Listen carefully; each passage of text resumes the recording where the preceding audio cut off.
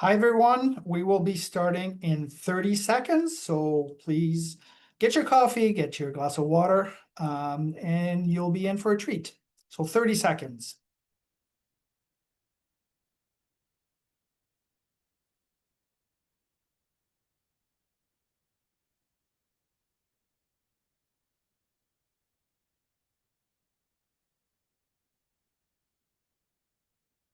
I see people coming in. I see the numbers going up. Well, lots of interest. Okay. So hello, everybody. Thank you so much for joining us for this information session about Bill C-9, the Combating Hate Act, recently tabled in the House of Commons by the federal government. My name is Richard Marceau. I'm Vice President, External Affairs and General Counsel at CIJA. And I am also a former member of Parliament, and I sat on the Justice Committee of the House of Commons for many years. So all this to say that I want to apologize in advance because that type of issues that like C-9 really tickles my policy wonk personality that I have. The goal of this session is very, very simple. It is to inform you about what is in the bill and to do it simply, to do it honestly, and to do it openly. And no surprise to those who know me, I will be focusing on tachlis, on how this can or cannot have concrete impacts on the lives of Canadian Jews. To help all of us understand, we're joined by 4 experts in criminal law. They're all very knowledgeable, and we are very, very lucky that they have accepted to be part of this panel. So how are we going to proceed? Very simple again. We have identified 5 subjects included in C-9, and I will ask one of our experts to briefly explain what we're talking about before then asking questions of all the panelists. I am not looking for any particular answer. What I'm looking for is information for you, the audience. Okay. If you have any questions, please write them in the Q&A section at the bottom of your screen. And at the end of the session, I will go through them. Now, to those of you who have sent questions, thank you very much. I circulated all of them to the panelists, and they will be included as much as possible because there were many, many of them, but they will be included as much as possible in the presentation. Okay. Before we start, I'd like to begin with a poll. It's going to take you only a few seconds. Susan, could you put up the poll, please? And I'm going to give 30 seconds for all of you to answer. Again, 30 seconds. And the reason we do it is that we want to be better. We want to make sure that we are making those webinars as helpful to the community as possible. Okay, now, thank you, Susan. Please take down the poll. Okay, so now let's explore what this legislation changes. And to do that, we have 4 experts, as I mentioned, and I will go in alphabetical order. So Saya San is the staff lawyer on CIJA's legal task force. She's practiced criminal law for 14 years before expanding her focus to charter litigation and criminal appellate work. She somehow, I don't know how, found the time to also write and publish law books.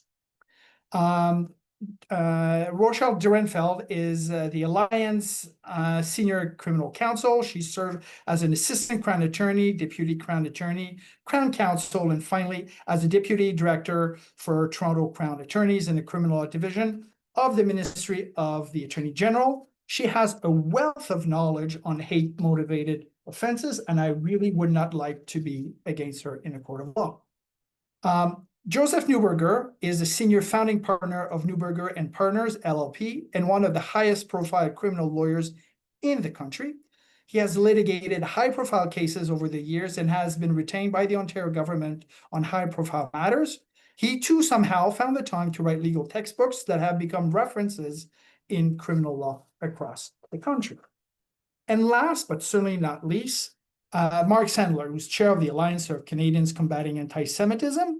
He's also one of Canada's leading criminal lawyers and pro bono advocate. He has appeared before parliamentary committee and in the Supreme Court of Canada on multiple occasions. And I am delighted to call all of them my friends. It really is a privilege to be sharing the stage with you. Okay, so now we will be going through the meat of the webinar. I have with me a timer to make sure that we stick to the time. And we are going to start with an issue that is not in the bill per se, but has come up many, many times, and many of you has sent me questions about it. And the issue is one of enforcement. So Mark, I guess if the issue is law enforcement, and what people are telling us is that we can have the best laws on the books, but if they're not enforced, what's the point? So direct question to you: do we need this legislation? Okay, thank you, Richard, and thank you everyone for attending. So, Richard, I've made no secret about my position on the issue of enforcement. Law enforcement in some jurisdictions are underutilizing the existing criminal law measures to address unlawful activities, particularly protests and demonstrations that obstruct roads and intersections or other infrastructure, or that involve hate speech that is not constitutionally protected. So I've said a number of times that although there can be enhancements to the existing laws, and we're going to discuss which parts of C-9 represent enhancements, the biggest impediment to the prosecution of hate-motivated criminals in Canada has been the failure to enforce the existing laws rather than the absence of adequate measures to combat hate. And I saw in the questions that were posed, we were asked, why is that the case? Why is there such under-enforcement?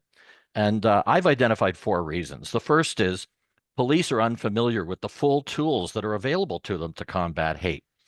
And that's why some of us, including Rochelle and I, have been involved in training officers from quite a few police forces across Canada.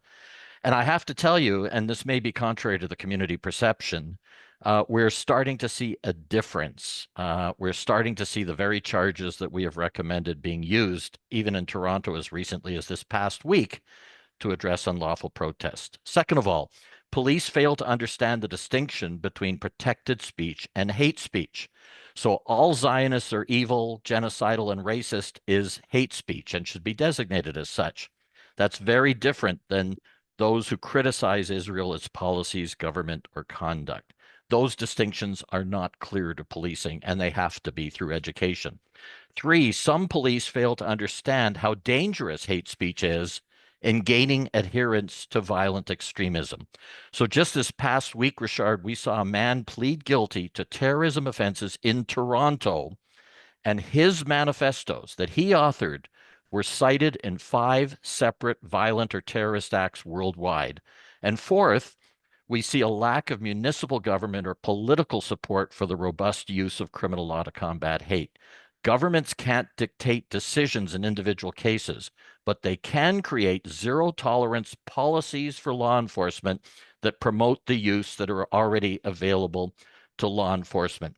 So I support some parts of C-9, not because laws do not presently exist to combat anti-Semitism, but because there have been indications that police will give these crimes higher priority if parts of this legislation is passed. And we're going to talk about which parts of the bill will incentivize greater police attention to hate-motivated crimes in a moment. So in summary, it's inaccurate to say that the legislation adds nothing, as we're going to discuss, but we do have to emphasize, first and foremost, enforcement, and not allow anyone to use the inadequacy of laws as an excuse for inaction. Thank you very much, Mark.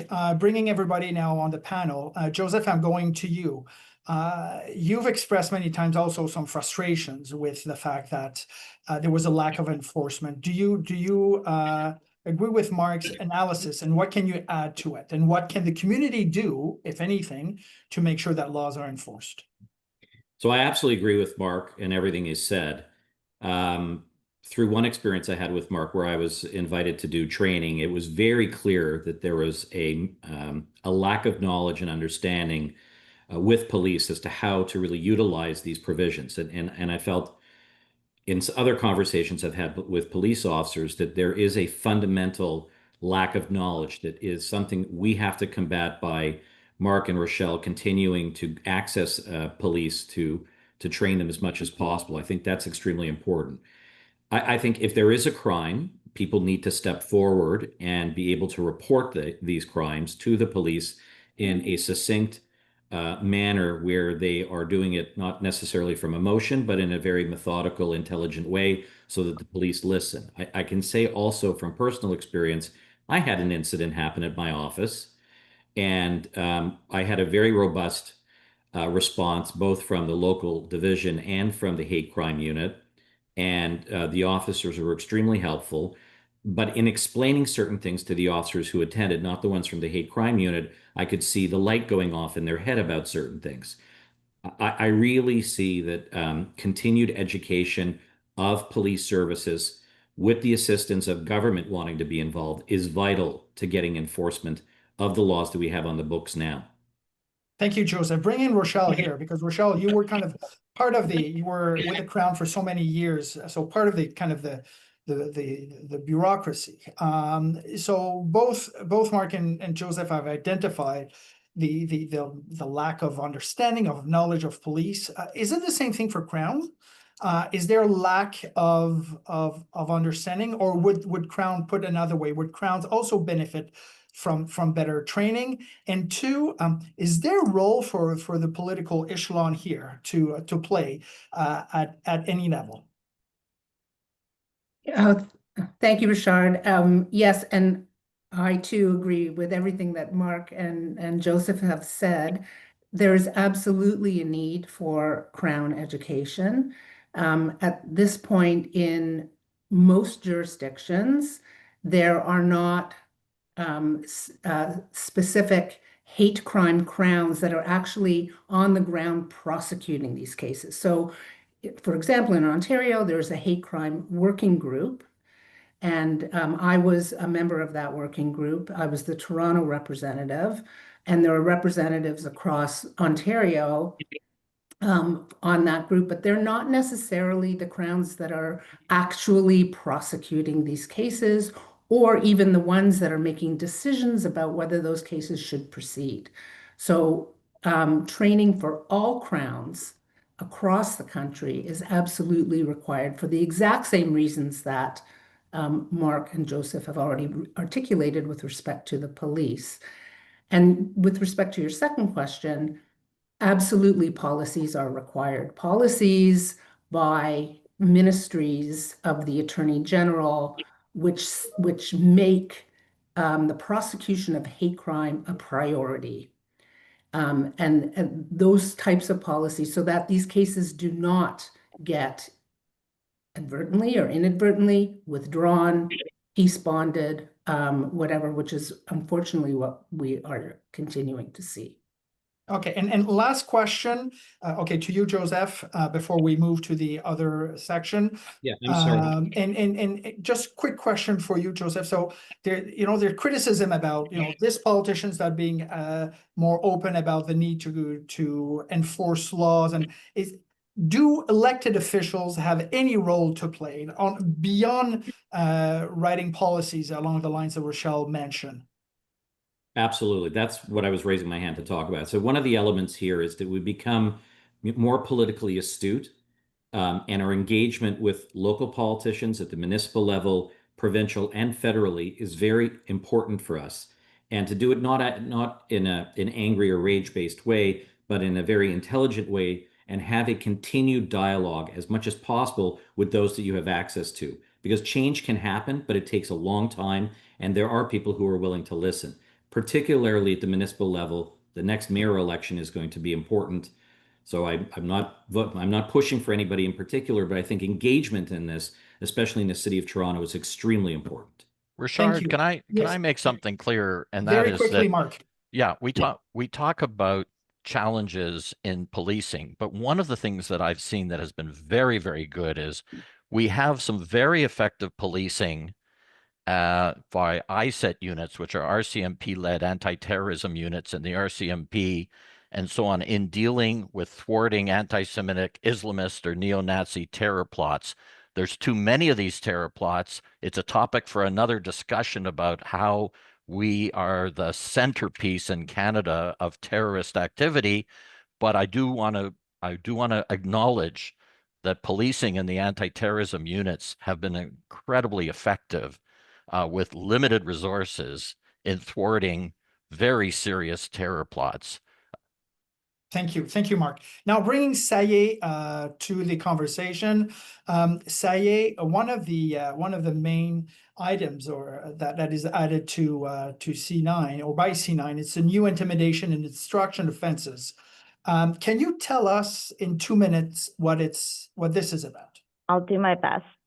So these two new offenses prevent individuals from any conduct that impedes or prevents access to places of worship, community centers, educational institutions, which also include daycares, as well as congregate homes.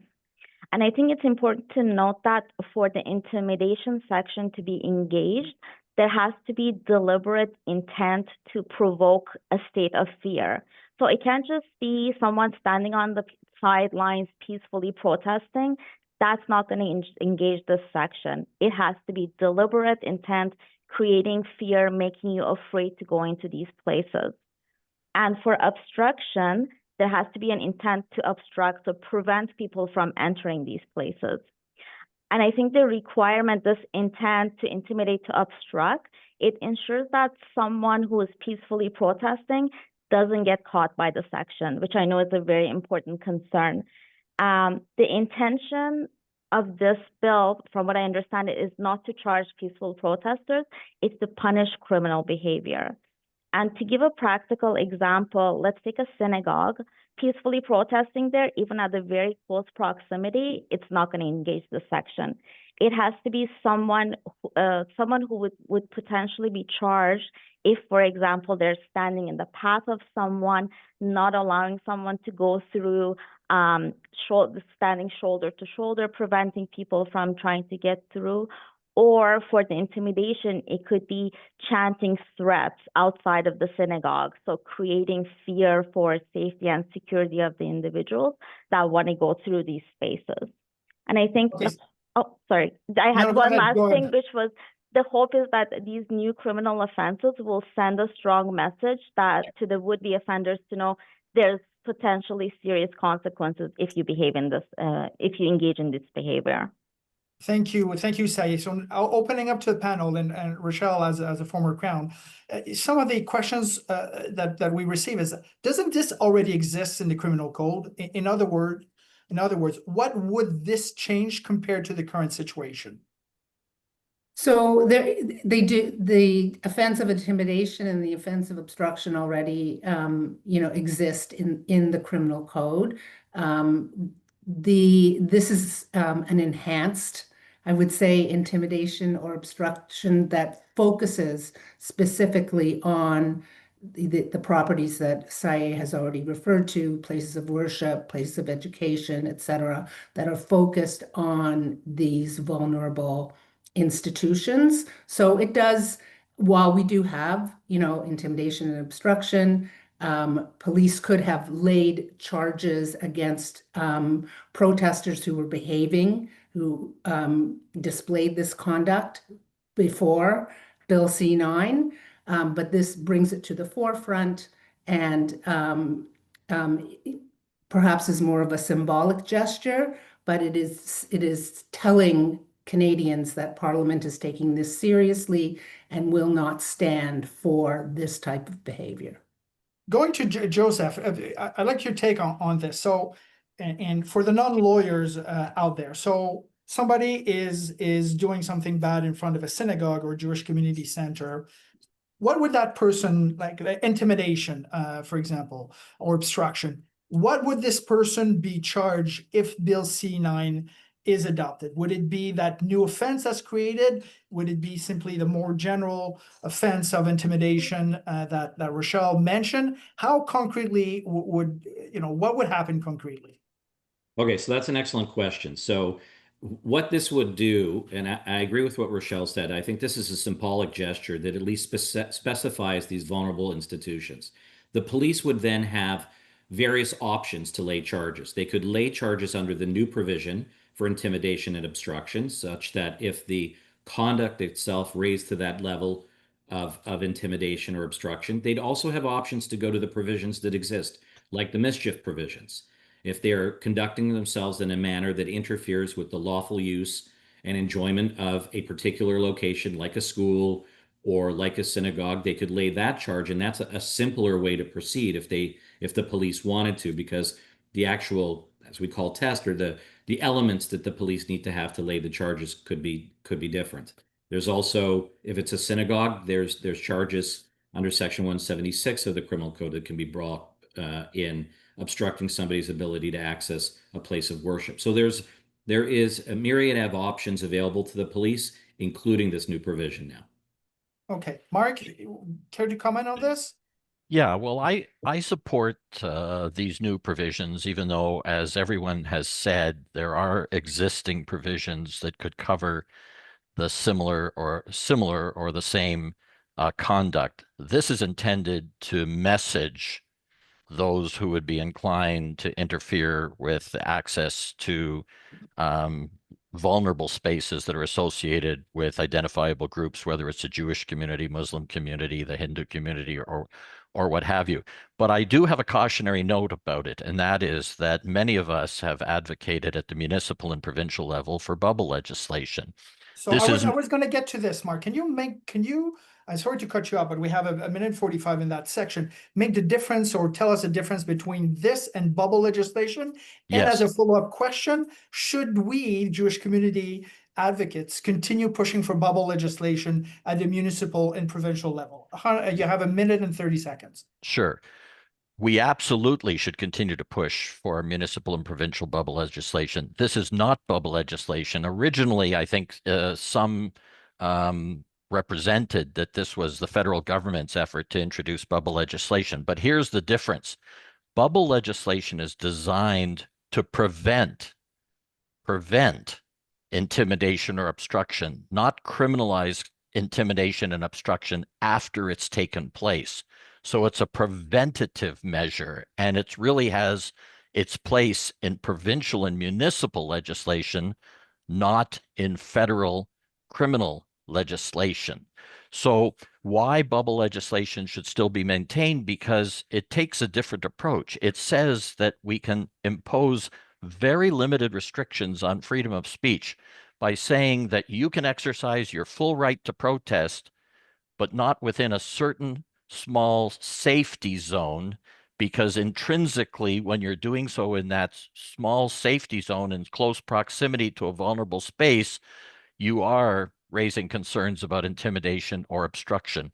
And that kind of legislation has been upheld constitutionally by the British Columbia Court of Appeal, and permission to go to the Supreme Court of Canada was declined in relation to access to abortion clinics. And there's no reason why the same rationale shouldn't apply. So absolutely, our community should continue to press at the municipal and provincial levels for bubble legislation, because it's an effective preventative tool and it can withstand constitutional scrutiny. Thank you very much. Going now to the third part of this panel. And yes, I do look at the questions and answer. I'll get to them in a bit. Joe, I'll start with you. The Bill C-9 includes prohibition of hate symbols. Can you in 2 minutes tell us what this bill does and doesn't, including the fact, and here I will read from the technical deck that was produced by the government when they tabled Bill C-9, because people had access to briefing, and they said, and I quote, Bill C-9 would not criminalize the mere public display of hate or terrorism symbols, for example, like a Hamas flag or a Hezbollah flag. So, Joe, in 2 minutes, can you tell us what this is about, and why did the government decide not to simply ban the symbols? Yeah, so it's a shame that there's not a standalone offense for the display of symbols or items of specific groups like terrorist organizations. I think they tried to strike a compromise. The new legislation is to essentially address hate propaganda and to make a crime that would willfully promote hatred against an identifiable group by publicly displaying certain terrorism or hate-related symbols. I think it's a little bit of a complex section. It specifically will address symbols that you're familiar with. For example, the Nazi Hasenkreuz sign. They do specify the swastika, the Nazi double signal, the SS bolts. And then, of course, symbols of like Hamas or other terrorist designated organizations. It does not, it has a defense section or an exemption section. So if symbols are used for the purposes of religious or other legitimate purposes, it would not necessarily draw a criminal charge and thus a prosecution. There needs to be some exemption with respect to, as Mark actually pointed out in his paper, about the swastika, because it has some overlap with a very traditional Hindu symbol. So there might need to be some work there. But unfortunately, I think this is, again, a symbolic approach by the government to specify that the display of these symbols of terrorist organizations is something that the government and law enforcement is taking seriously, although it would be far more powerful if it was simply a standalone offense not connected with having to satisfy an element of willful promotion of hatred. So I hope I've made that somewhat clear, but I think it's a step forward.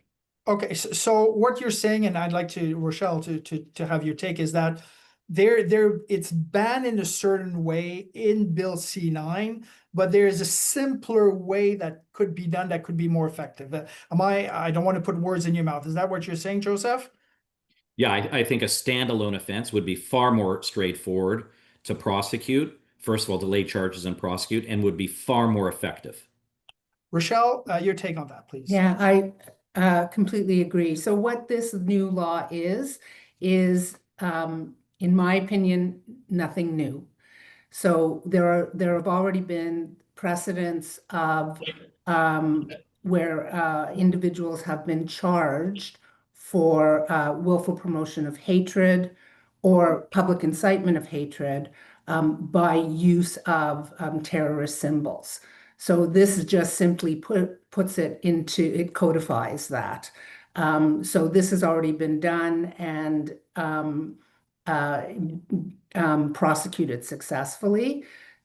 So what this does is it symbolically tells Canadians that you cannot use these symbols if you are willfully promoting as a tool to willfully promote hatred.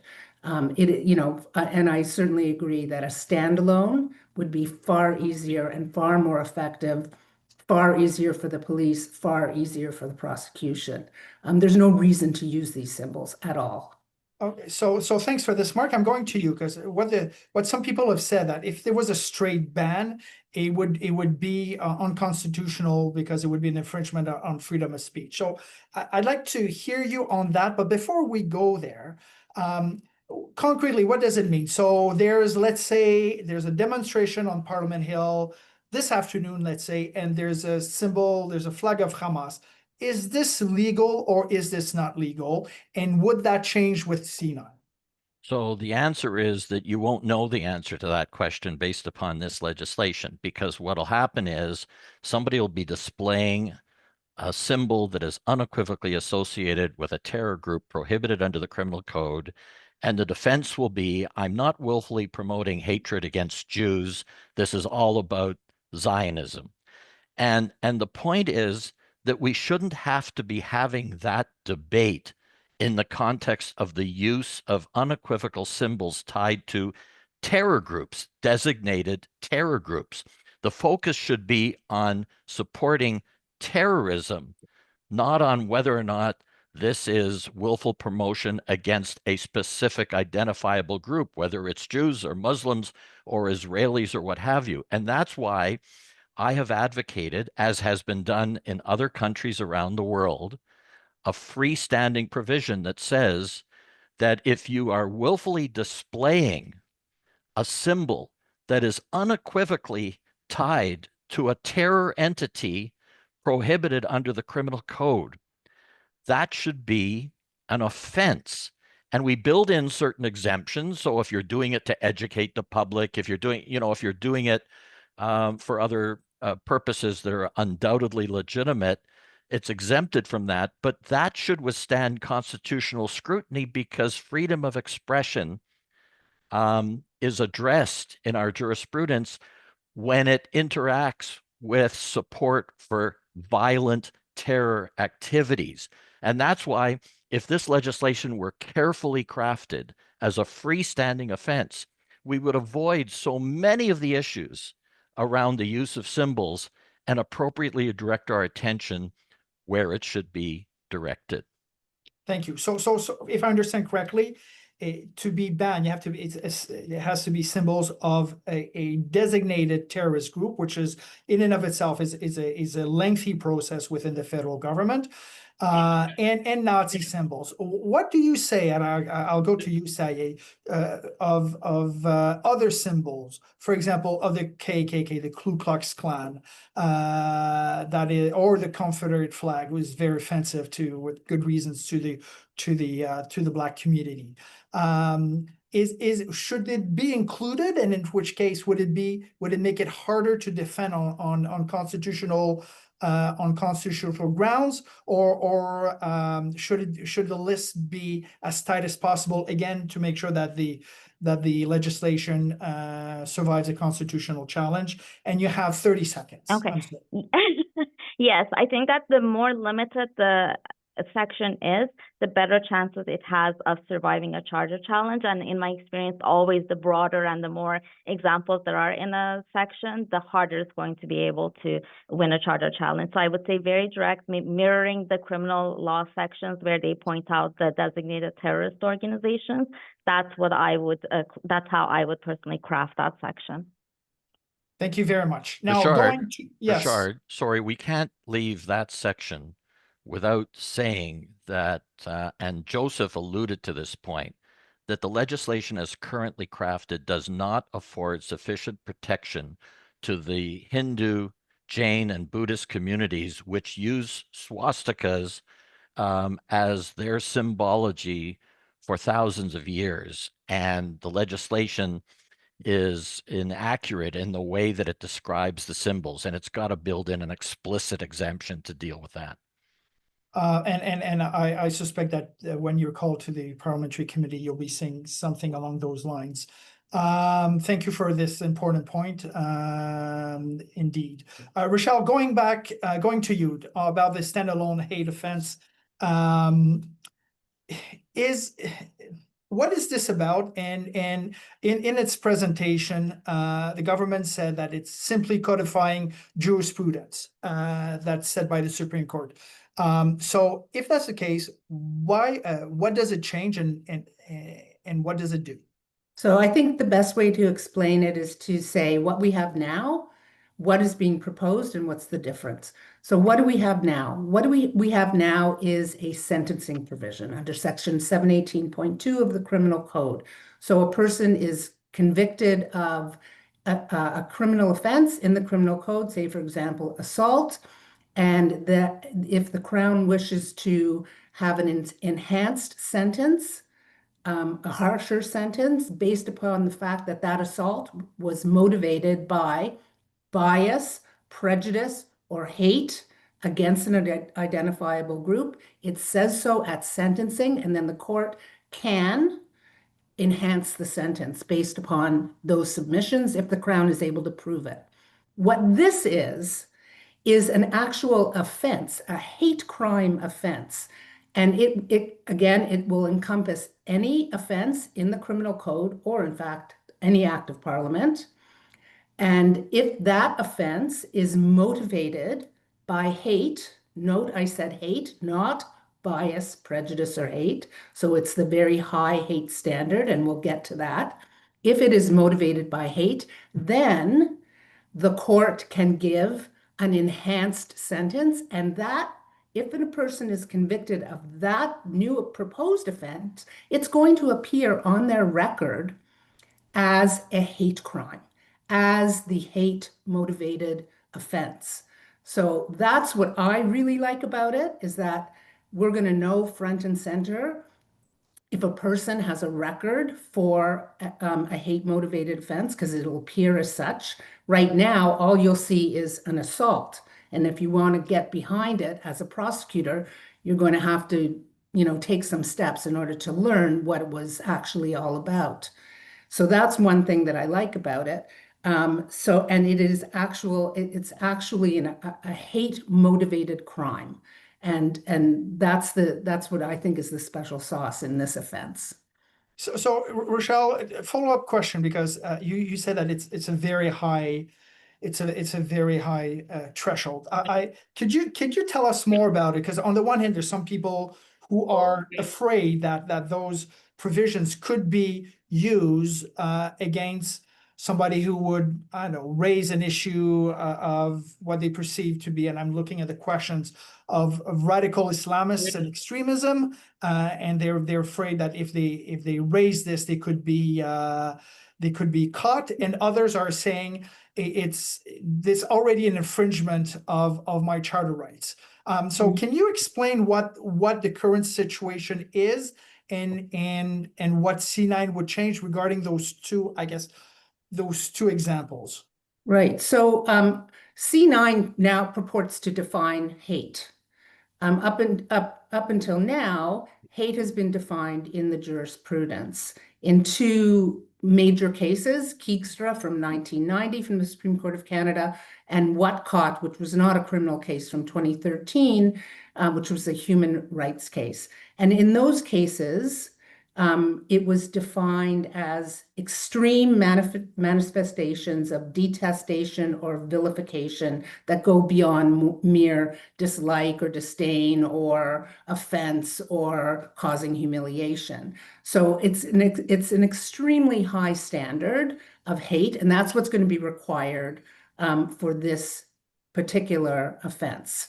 So a keffiyeh or a Palestinian flag would not meet that threshold? Absolutely not. Okay. A Palestinian flag would not meet that threshold. Okay. Now, would a Hamas flag meet that threshold, or a Hezbollah? Maybe, depends on the context. Okay. So that's the difference. It is an extremely high standard. Under C-9, C-9 now purports to define it. They define it a little bit differently.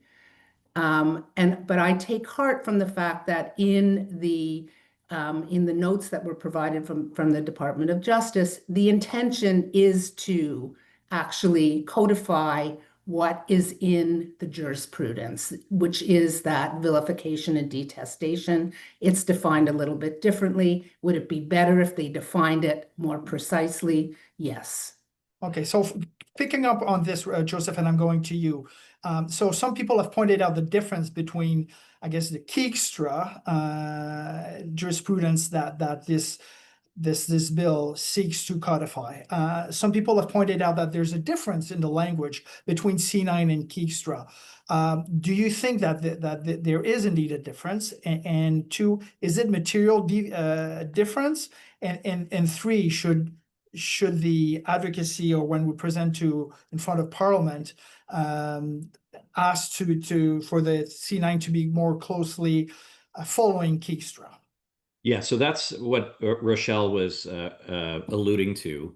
So it is right now, as it's defined, when they're talking about vilification or detestation, it's either or, and that may open up some challenge that this is somehow a different definition of hatred that was laid down by the Supreme Court of Canada. I think all of us on the panel agree that it really doesn't change the test from the Supreme Court of Canada.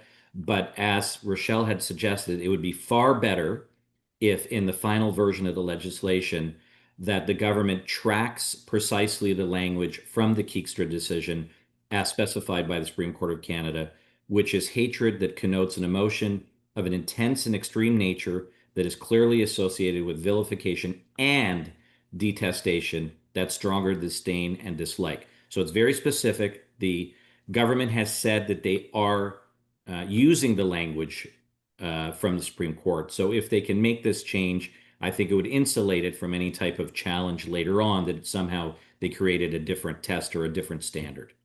Mark, I'm going to you, but I'm sorry, because of time, I need to ask you another question that is important, because it was also pointed out that, and Rochelle also alluded to that, that the new standalone hate offense would apply to, quote, any offense under any act of parliament. And that could mean, according to some, that an offense under the Elections Act, for example, or the Canada Labour Code, may attract criminal prosecution. In your mind, is this overreach? And if so, should that be changed? So the answer is that this hate offense would extend to any federal criminal offense, and some have expressed concerns about overreach. And frankly, from my perspective, if the legislation were curtailed slightly to extend only to specified statutes, most particularly the criminal code or the youth justice legislation, I wouldn't have any problem with it, because it's going to apply in 99.99% of cases in any event to criminal code offenses. But I wanted to just pick up on a point, Richard, on this to say this, that people will challenge the constitutionality of this provision, like they challenge any of the provisions that relate to hate speech. There's nothing really new here that should be problematic from a constitutional perspective, because the Supreme Court of Canada said that willful promotion of hatred sets such a high standard as an offense that the limits on freedom of speech are justifiable. Here, if you apply the exact same definition of hatred and simply say that you commit a conventional offense and it's motivated by that same high standard of hatred, we're going to elevate the seriousness of that offense to a hate-motivated conventional offense. The Americans have done it and withstood constitutional scrutiny there. There's no problem from a constitutional perspective in doing this, as long as they mirror the exact language of Kijkstra in how hatred is defined. Thank you very much, Mark. Okay, moving on to the next, and I want to reassure people that yes, I keep an eye on the questions, and we'll get to the questions from the public in a couple, and we have two more sections, then we're going to go to those questions. Removal of Attorney General consent. CIJA, this sounds a bit mysterious, maybe technical, but in effect, many people believe that it's not. So, what are we talking about here? What is the current situation, and what would the adoption of Bill C-9 as is would change? So the current situation is we have 4 hate crimes in the criminal code. We have advocating for genocide, willful promotion of hatred, willful promotion of anti-Semitism, and public incitement of hatred. In order for charges to be laid on the first 3 offenses that I've listed, there's a requirement for the Attorney General to consent before any charges can be laid, either by the police or through private prosecutions. Now, there are benefits to having the AG consent, because it serves as a potential protection so that these sections are not used and abused and people are not bringing vexatious charges. But on the other side, it does cause quite a bit of delay, which is a concern. And so the suggestion now is that they would remove the consent of the AG so that the police could potentially lay charges without having to wait for that process. Things would get done more quickly, and they would be able to better protect the identifiable groups. Okay, thank you for that. Mark, to you, do we know of cases or situations where police wants to lay charges, Crown is ready, but the Attorney General of whatever province is sitting on it for whatever reason? So the answer is that we do know of cases where the police have recommended charges and the Attorney General has been slow or unresponsive in several jurisdictions in responding. And so what I would say in response to that, Richard, is that I understand the thinking behind removing the Attorney General's consent, but it comes, in my view, and I think in the view of everyone on this panel, at too heavy a cost, because it is a safeguard against frivolous and vexatious prosecutions, especially private prosecutions. And I predict that if the Attorney General's consent is removed, then we're going to see private prosecutions against Zionists attempted for supporting Israel, for allegedly supporting genocide and the like. And so we're going to see misuse of the section. So what I would prefer to see is either retain the Attorney General's consent, but ensure that the Attorney General is more transparent and timely in responding to police-led prosecutions, or alternatively, only remove the requirement for consent for police-led charges, and retain it where a private prosecution is contemplated. That way, you're protecting against the mischief that would otherwise occur here.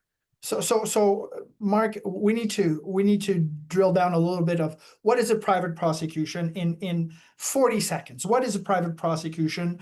How does that work? And why are we concerned about this here? So 90% of charges or more proceed because the police have conducted an investigation and determined, based upon a complaint from a member of the public or on their own, that there are reasonable probable grounds to lay a charge.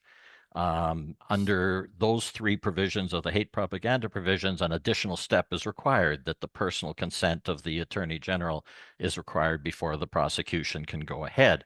A private prosecution means that a complainant goes to a justice of the peace without the involvement of the police and say, I want to lay a charge against someone, and these are my grounds for doing so. So the police may be completely uninvolved, and usually are uninvolved in that kind of a case. And private prosecutions bring with them a real danger of mischief if there is no safeguard when you're dealing with sensitive kinds of prosecutions, such as the ones we're talking about here. And by the way, there's precedent for this. I mean, Rochelle, who's an expert in young offender cases, will tell you that for young offender matters, there can't be a private prosecution of a young person without the Attorney General's consent. So there's actually precedent for what we're suggesting, which is limiting the removal of the Attorney General's consent to police-related charges where there's less concern about mischief, and retaining the consent in cases involving young people, involving private prosecutions. Okay, thank you very much. Looking at the time, we're going to move to the next section. And Mark, continuing with you, you have been suggesting to add an offense called willful promotion of terrorism to Bill C-9. Can you tell us what that would mean, and what would it add compared to what is suggested in Bill C-9 in front of us now?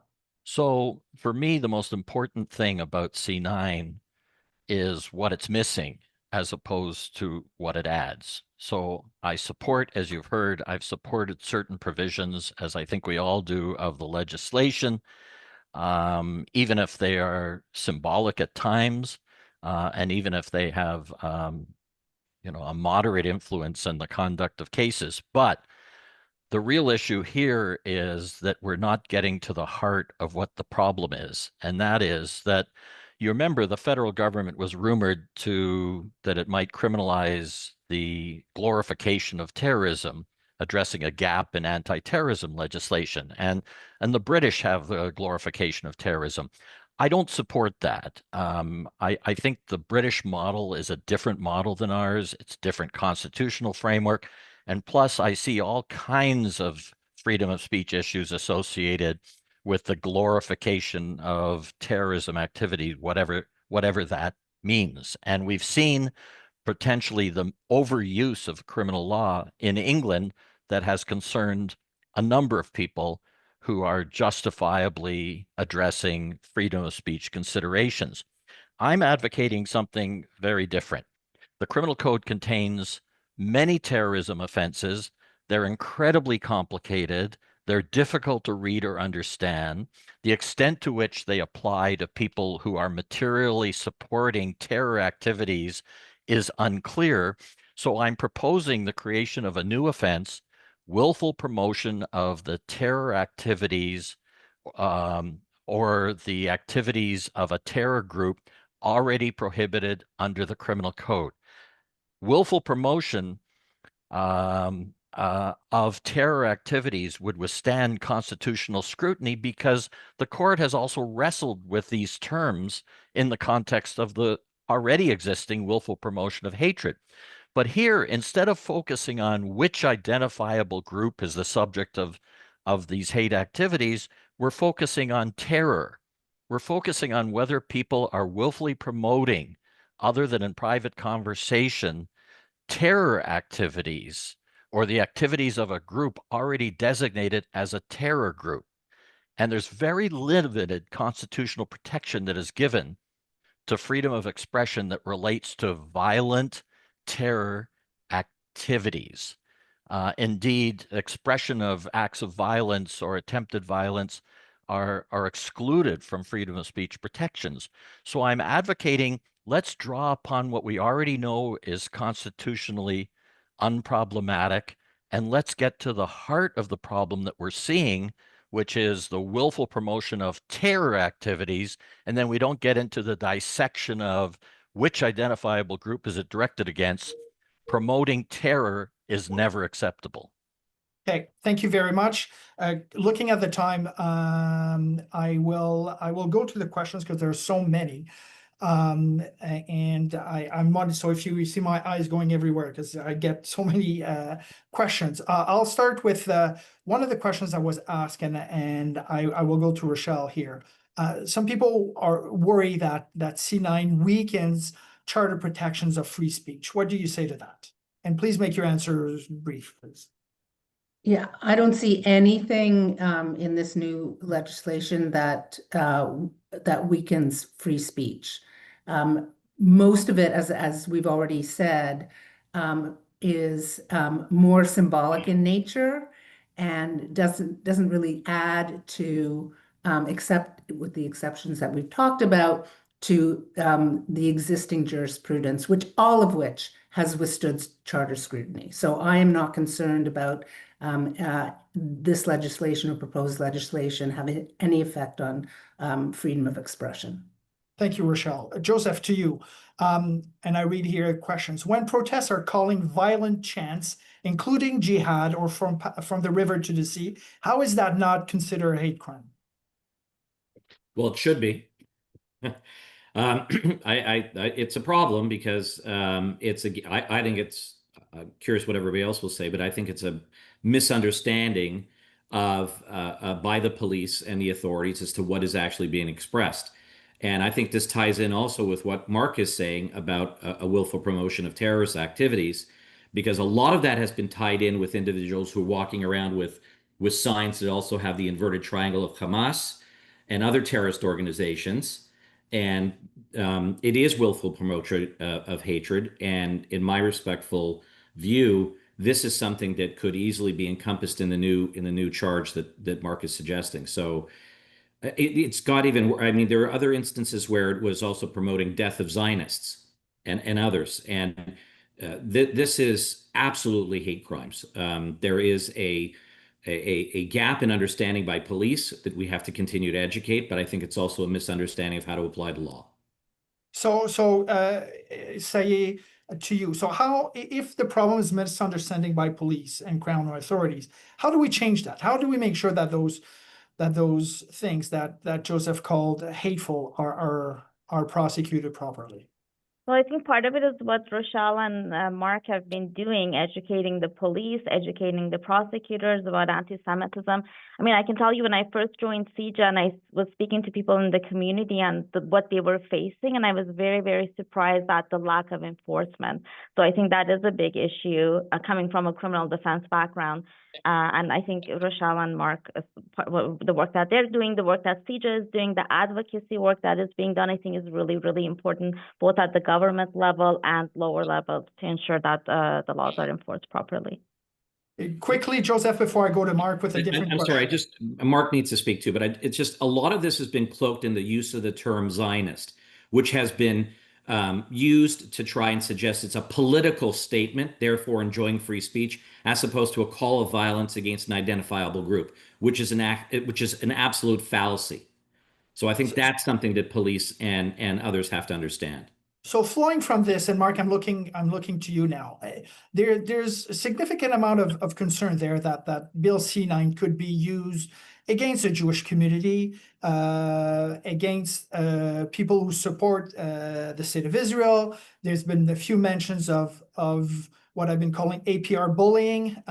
So using those concepts to stop the Jewish community from I guess celebrating or its identity or just living its identity.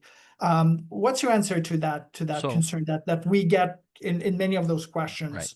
So the questions are good ones, but I want to explain that the issue here isn't this legislation.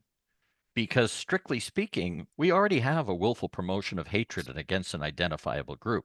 And the argument that's being made by some proponents of anti-Palestinian racism is that if you're a Zionist, you're an anti-Palestinian racist. In other words, anyone who supports the state of Israel is by definition anti-Palestinian racist. Anyone who disagrees with the Palestinian narrative about how Israel was created is an anti-Palestinian racist. So our fight is to ensure that governments and institutions and educational institutions understand that that is not a valid definition of anti-Palestinian racism. This isn't about protecting against discrimination of Palestinians, Arabs, Muslims, Israelis, Jews. This is about an effort to define racism in a way to demonize Jews. But this legislation doesn't make us any more or less safe on that issue because we already have existing hate crime provisions, hate speech provisions. What we have to do, so this doesn't make us any more susceptible to those arguments. So we have to fight that battle. It's not about the legislation, it's about that battle. And I want to say one other thing, and that is that for people who have different views on the phone about a range of these issues, some of these issues over freedom of speech are nuanced. They very much depend on the context. And not everybody has welcomed what I've said on this issue because Rochelle and I and CIJA triage a number of these cases when there's criminal complaints. But for example, from the river to the sea, our Jewish community knows that as a genocidal chant. But a number of the people who are uttering those words are uttering them with no understanding whatsoever of what it is that they mean, or they give a more benign interpretation to it. So in the context of criminal law, we have to be nuanced, we have to be contextual, and we have to base on evidence.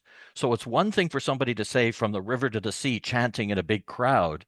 It's another thing for somebody to be chanting from the river to the sea, Palestine shall be free, and from the river to the sea, Palestine shall be Arab. And then combining that with global intifada and combining it with any means necessary.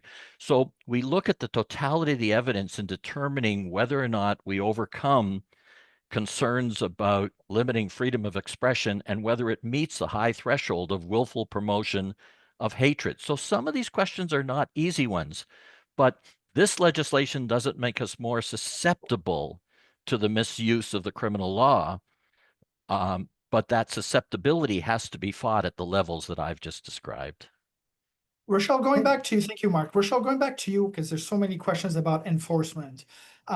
So all of you, I've said that one of the remedies, parts of the solution is a better education for police and crowns. What else could be asked? And I know it's a bit beyond C9, but we see it so often. So often in the questions, I want to get back to it. And what door should the community knock on to make sure that the laws that are on the books are enforced? Well, the provinces are responsible for policing. They're responsible for prosecutions. The federal government writes the laws, they draft the laws, and then it's the provinces that implement them by and large. And we're talking about these specific criminal code offenses. So, in my view, it's the province that we should be knocking on their doors. We should be knocking on our MPP's doors to ensure that there are policies in place that the education is there, and that the people who are tasked with the enforcement of these laws are actually doing their jobs. Okay. Okay. Taking a page from some of the some TV shows that we all watch. 1 minute each as a conclusion, and I'll make sure that you only have 1 minute. And then we'll go to the conclusion. On the order that is on my screen, starting with you, Joe. 1 minute about the bill. Should we support it? Yes or no, and why? Overall, I think we should support the bill. There's elements of it which are helpful. We need to support changes to it. Mark has articulated a number of them which are valid and necessary. But overall, I think symbolically it's a step in the right direction. Particularly, I myself like the fact of the intimidation and obstruction, even though it might not amount to any charges. It at least sends a very strong message and a symbol that these vulnerable institutions are off your radar to intimidate and block people from enjoying. So I think we need to support it. Many of the comments that we've made for changes to the legislation are necessary. I strongly support Mark's advocacy for the new terrorism charge, which I think will be extremely important. Overall, I think we should support it with tweaking it. Thank you, Rochelle.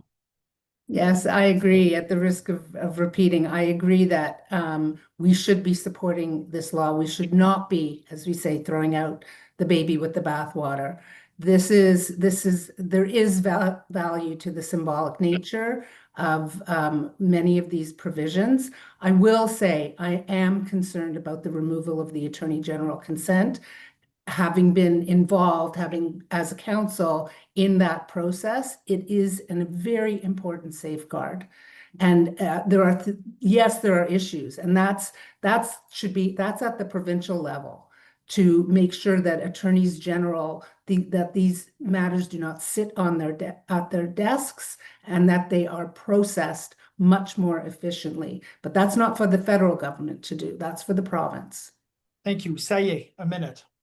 Yes, we should support it. I think it's very important. And my message, I think, and something that's also personally important for me, is that I think it's important to highlight that this bill does not infringe freedom of speech, freedom of expression, which is something that we've been hearing a lot and we've been getting concerns about. But there are quite a few safeguards within the bill, and there's nothing in there that prevents people from peacefully protesting or peacefully speaking out.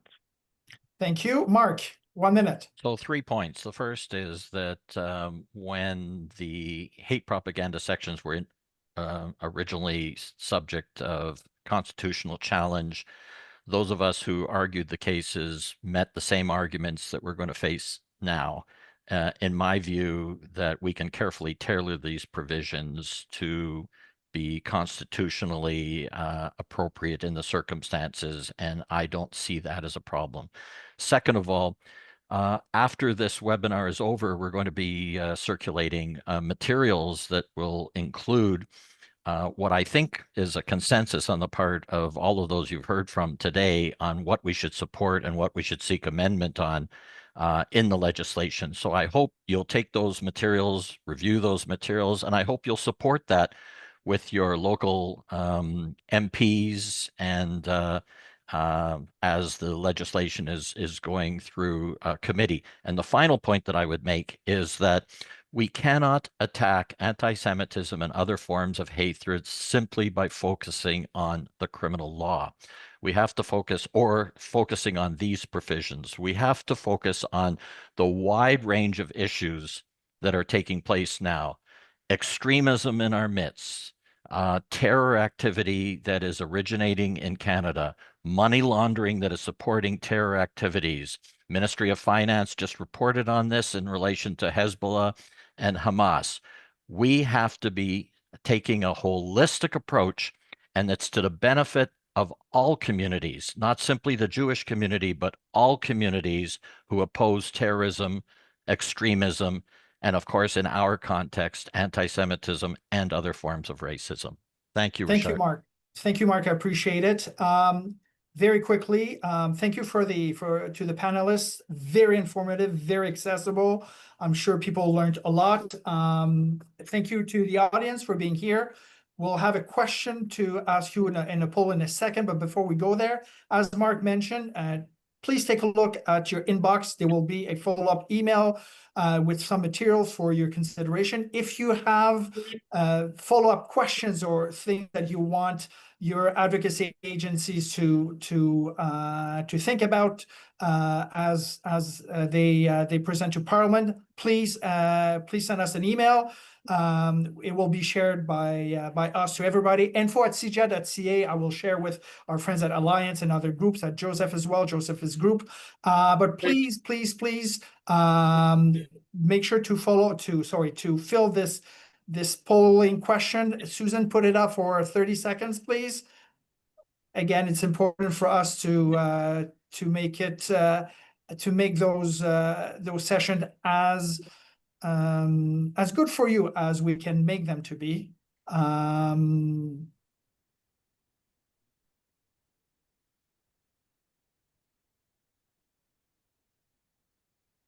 Okay.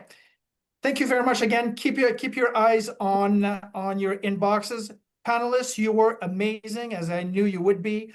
And let's continue the conversation. Stay tuned for the next webinar. And I thank you very much. Thank you. Thank you. Thank you very much.